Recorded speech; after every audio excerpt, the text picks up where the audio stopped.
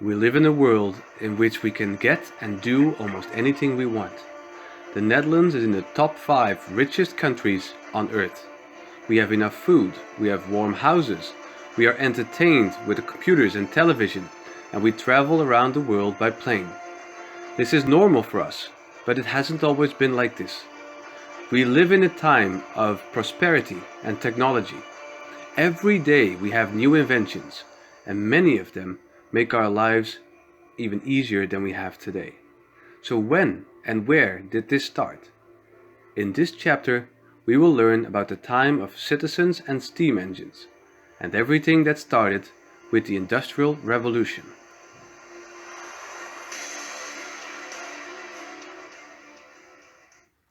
In every new chapter that we start, we look at the timeline. So this is the last era that we are going to learn about this year. So look at what we already learned before. Last year we started with prehistory, and then we learned about Egypt, Greeks, Romans, and Middle Ages. And this year we studied explorers, the Golden Age, and important revolutions.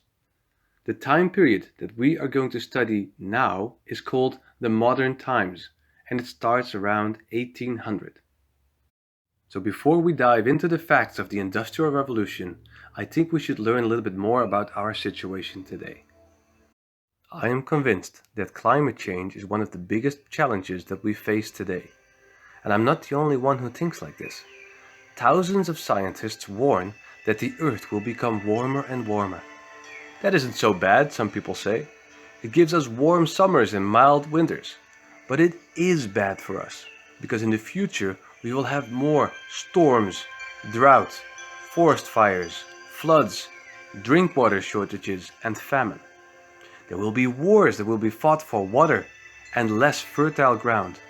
Millions of people will move, and we, humans, will destroy our planet. Thousands of species of animals and plants get extinct. This only happens a few times in the billion-year history of our planet. How are we going to solve this? This is all up to our generation. The Industrial Revolution has had huge consequences for our life. It gave us prosperity. We can buy cheap clothing. We can drive in cars. And what do we have to do without our phones? All this is from a factory. Almost nothing has been handmade anymore. So what are the differences between our lives and of those people who lived before the Industrial Revolution? Let's take a look. So before the Industrial Revolution, people lived on the countryside. Almost everybody was farmer, and they made their own food. Clothing was also made at home. Traveling went by walking, by boat, horse, or horse and wagon. Life was more calm. There was no electricity, no cars, and no planes.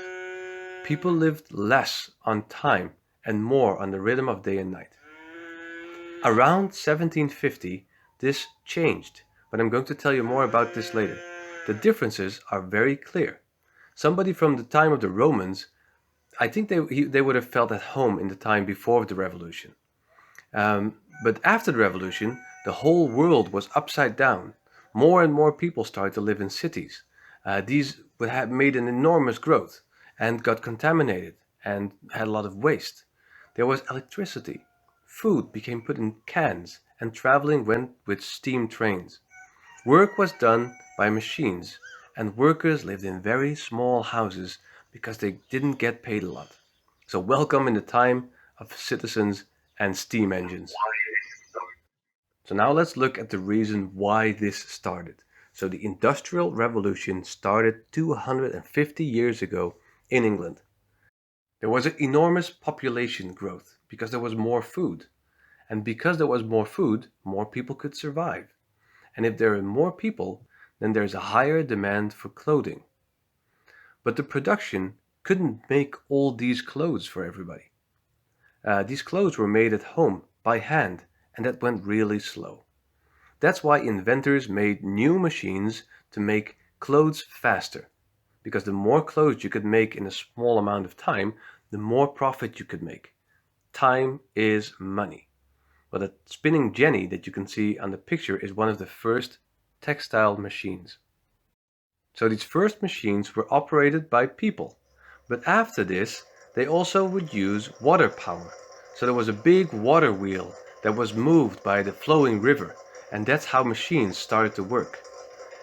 This helped because you should hire less workers, but the disadvantage was that rivers didn't always run as fast. So, how could they find a way in which machines could always work with as less workers as possible? This invention would make a person really, really famous and rich. And there he was, James Watt. Alright, he's not the inventor of the steam machine, but he did adapt this machine in a way that it could be used everywhere. So these newest machines started to work on steam power. Coal was burned to boil water. This steam that starts to appear when you boil water gave so much energy that machines could turn and move. So you only needed somebody to put the coal on the fire and to boil the water so the machines could get going and going and going. This machine would do everything that you wanted it to do. It did all the work that before needed hundreds of people to do. So imagine how much money you could make.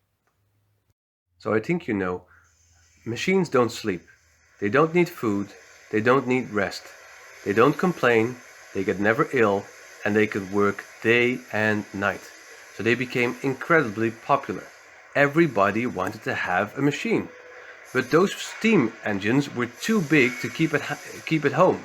That's why they made special buildings, which we call factories. So these factories were built on places in which they had a lot of fossil fuels, or places in which you can trade easily, like at the coast or with rivers. Most of the time, it was in the environment of already existing cities, or new cities started to develop around the factories.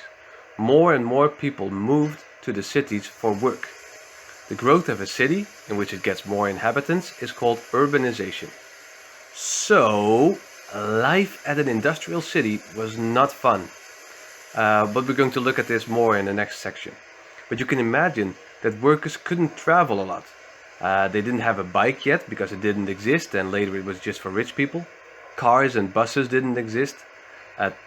Workers could only walk to work. And because they have to start early, and sometimes they made days of 16 hours, they lived close to the factory, underneath the intoxicating smoke. Well, during the 19th century, more and more inventions were made. Everything that you can imagine right now has been started in the 19th century. Also, transportation went faster and better. The steam train was developed. But traveling in the first steam trains was a little bit more difficult than it is today. The British Queen Victoria was one of the first queens who ever made a trip in a train. She felt that 70 kilometers an hour was a little bit too fast, but it was less warm and less bumpy than a horse and wagon. There were even people who said that traveling with 70 kilometers an hour was very dangerous for the human body, and that cows along the rails would be really upset and gave sour milk. So thanks to the steam train, the Industrial Revolution could spread all over Europe. Trains transported fossil fuels like coal, but also people. The first train in the Netherlands was called the Arend, and it traveled between Amsterdam and Haarlem. So the system of inventing, building factories, hiring workers, and transportation is all about money. Here comes the money. Every entrepreneur wanted to make as much profit as possible. All about making profit, profit, profit. This system is called capitalism. In the Netherlands, it is still very important because if you work as a shop, if you work as at a factory, and you don't bring in money, then you will be fired. So some people in our country are filthy rich and others are really poor. In a capitalist country like the Netherlands or the United States or France or Britain, you are rewarded for your work and your talent. So people who could do something really good or are very smart or have a special talent, most of the time they earn more money. You can even see this at school. So students who are very good at something are rewarded with higher marks. The higher your level, the higher your diploma, the more chances you will get to become rich. Of course, it doesn't always work like this because there are people who didn't even finish school and still get very successful with their own company or in sports or in music. But becoming a heart surgeon or a rocket developer is impossible without high education. So going to school is important in a capitalist system. So anyway, in a capitalist country like the Netherlands, employers, the ones who own the factory or the company, try to develop all the time. In this way, they could stay ahead of their competitors. They hope to make more profit, capitalism, and sometimes this is against the employees, the people who work for them. Today, we have laws that protect employees, those who do the work. For example, you can only work 8 hours a day, you cannot just fire somebody, and your workspace have to be safe.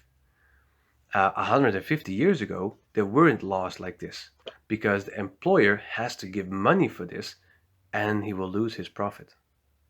So on these pictures, you can see people commenting on the bad working and living conditions of the workers. On the left, you can see that the workers carry the whole country on their shoulder. On the right picture, you can see that the factory owner is resting with his own bag of money while the rest on the other side doesn't have anything. So a few more things. During the Industrial Revolution, Europe went from an agricultural urban society into an industrial society. Agricultural urban means that most people are farmer and some people live in cities. An industrial society means that most people work in factories. So the majority of people 100 years ago was no longer farmer. There were more industrial workers and the service sector was also growing. So today, the industrial sector in the Netherlands is already declining. A lot of work is done by machines and robots, and a lot of factories went to Asia because the owners have to pay less for the employees over there, and this will lead to, I think you can guess, more profit for the companies. So in the Netherlands, most people work in service industry, like service sector, like education, healthcare, shops, uh, other companies, lawyers, police, etc. So those people do not really give you a product, but a service. They do something for you and they get paid for this. So the last thing, not everybody was happy with the changes. Luddites were people who were against industrialization. They were the followers of a mysterious person called Ned Ludd, who was an Englishman who destroyed machines. So the Luddites resisted against industrialization and destroyed machines, a little bit like those crazy people who attack 5G towers that we have today. So these Luddites couldn't stop the change. They were with too many and the call for profit and more inventions was too strong. Until today, Industrial Revolution is continuing. Every year a little bit faster. But that's what we're going to talk about next time. So you can check this summary if you want to. If you don't want to, that's your choice. I'm going to end this video and I'm going to see you again next time. I wish you the best of luck and be kind to each other. Goodbye.